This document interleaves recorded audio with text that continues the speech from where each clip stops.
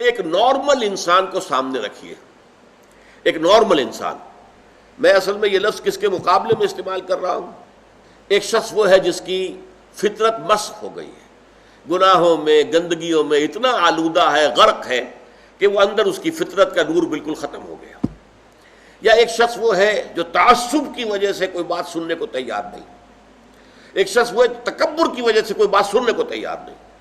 تو یہ میں ان کو ایب نارمل کہہ رہا ہوں۔ نارمل آدمی، نارمل آدمی فرض کیجئے کہ وہ بت پرست بھی ہے یا کوئی اور ہے، کسی اور مذہب کا عقیدہ اور نظریے اور خیال کا اور فلسفے کا حامل ہے، آپ اس کو کنورٹ کرنا چاہتے ہیں اسلام کی طرف، تو کیا طریقہ ہوگا؟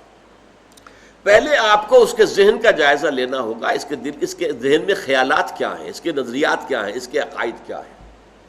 سب سے پہلے آپ کو ان کی تصحیح کرنی ہوگی۔ غلط عقائد، غلط نظریات سے دماغ کو پاک کر کے صحیح جو خیال ہے اور صحیح جو نظریہ ہے اور صحیح جو حقیقت ہے، توحید، معاد اور رسالت کے اصولوں پر اس کے فکر کو تعمیر کرنا ہوگا۔ جب اس کے ذہن اور دل کے اندر ایمان بیٹھ جائے گا تو جو بری عادات، برے اطوار، برے اخلاق اس کے گرد چمٹے ہوئے تھے، جیسے پتجھڑ میں پتے جھڑ جاتے ہیں، وہ خود بخود جھڑ جائیں گے۔ یہ تزکیہ ہو جائے گا، یزکیہم۔ اب جب یہاں تک وہ پہنچ گیا ہے تو اب وقت آیا تعلیم کتاب۔ کتاب میں عرض کر چکا ہوں کہ اس سے مراد ہے احکام، ڈوز اینڈ ڈونٹس۔ اب انہیں بتایا جائے گا بھائی اللہ نے نماز فرض کی ہے، نماز پڑھنی ہوگی۔ اب اللہ نے روزے جو ہے فرض کیے ہیں، رمضان مبارک کے آپ کو رکھنے ہوں گے۔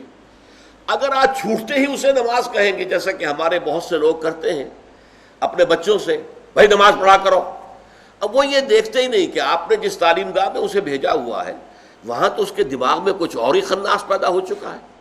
اس کے ذہن میں ڈارونزم بیٹھا ہوا ہے، وہ سمجھتا ہی نہیں کہ انسان کیسے پیدا کیا گیا، تو ایک حیوان ہے، بس ذرا سا ارتقاء یافتہ حیوان ہے اور بس ختم۔ یہ کیا خلیفۃ اللہ اور یہ کیا مسجود ملائک، کس بلا کا نام ہے؟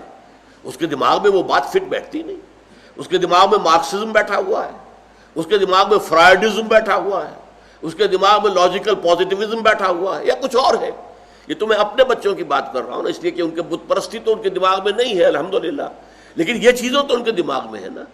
تو پہلے آپ ان کے دماغ کی تطہیر کیجئے، ان کے فکر کی تصحیح کیجئے، ان کے خیالات صحیح بنیاد پر استوار ہو، تب کہیں کہ نماز پڑھو۔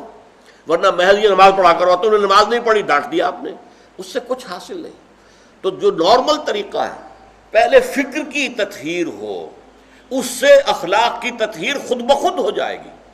برے اعمال کو برے نظریات سے غذا ملتی ہے۔ جب نظریہ یہاں یہ بیٹھ جائے گا کہ مرنے کے بعد جی اٹھنا ہے اور جواب دہی کرنی ہے اپنے ایک ایک فعل اور عمل کی، تو خود بخود جو ہے انسان کے وہ جو بھی اس کے جو پتے لگے ہوئے تھے برائیوں کے، وہ پتے پتجھڑ کے موسم کے ساتھ جھڑ جائیں گے۔ اب انہیں فقہ کی تعلیم دیں، قرآن کے احکام بتائیں، اس کے آداب بتائیں، حرام کیا ہے حلال کیا ہے یہ بتائیں، اور پھر سب سے اونچا درجہ جو ہوگا اسے کہیے کہ متخصصین جو ہوتے ہیں، اسپیشلائزڈ، وہ حکمت کی تعلیم ہو۔ اور حکمت کیا ہے؟ ایک حکمت اصولی ہے، حکمت ایمانی، حکمت ایمانیہ راہم بخواں۔ یہ بڑا عمدہ شعر ہے مولانا روم کا، چند خوانی حکمت یونانیہ۔ کب تک یونانیوں ہی کی حکمت اور فلسفہ پڑھتے رہو گے؟ افلاطون نے یہ کہا اور ارسطو نے یہ کہا اور سقراط نے یہ کہا اور فلاں نے یہ کہا اور یہ ریئلزم ہے اور یہ جو ہے آئیڈیلزم ہے، کب تک ان چکروں میں رہو گے؟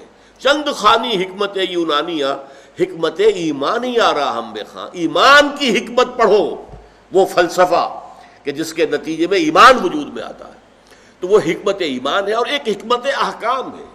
حکمت احکام کیا ہے؟ یہ چیز کیوں فرض کی گئی، اس کی آپ کو وجہ معلوم ہو جائے۔ یہ چیز کیوں حرام کی گئی، اس میں ہمارے لیے کیا فائدہ ہے۔ یہ در حقیقت ہماری بہبود کے لیے، ہماری بھلائی کے لیے، ہماری خیرخواہی کے لیے کام دیے گئے۔ جب یہ چیزیں معلوم ہوتی تو اب شریعت بھاری نظر نہیں آئے گی، بلکہ وہ شریعت تو آپ کے اپنے دل کی آواز ہوگی کہ ہاں ایسا ہی ہونا چاہیے، فی الواقع یوں ہی ہونا چاہیے تھا۔ دیکھنا تقریر کی لذت کہ جو اس نے کہا میں نے یہ جانا کہ گویا یہی میرے دل میں ہے۔ یہ ہے natural process of converting a person to Islam and ایمان۔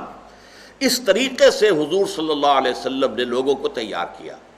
پہلے قرآن مجید ان کو پڑھ کر سناتے رہے، جن کے اندر فطرت جو ہے ابھی کچھ بھی بیدار تھی، تھوڑی سی بھی، چاہے کمزور تھی، مزمحل تھی، اندر روح جو ہے وہ ابھی مری نہیں تھی، وہ کھنچ کر آ جائیں گے، جیسے کہ میگنیٹ جو ہے وہ لوہے کی چیز کو کھینچ لیتا ہے۔ وہ کھنچ کر آ جائیں گے۔ اب ان کو قرآن مجید کے ذریعے سے ایمان کی تعلیم اور قرآن مجید کے ذریعے سے ان کا تزکیہ اور قرآن مجید کے احکام کی تعلیم اور قرآن مجید کی حکمت کی تعلیم، یہ چاروں چیزیں قرآن سے متعلق ہیں۔ اس لیے کہ حضور کا اعلیٰ انقلاب قرآن ہے۔ اتر کر حرا سے سوئے قوم آیا اور ایک نسخہ کیمیا ساتھ لایا۔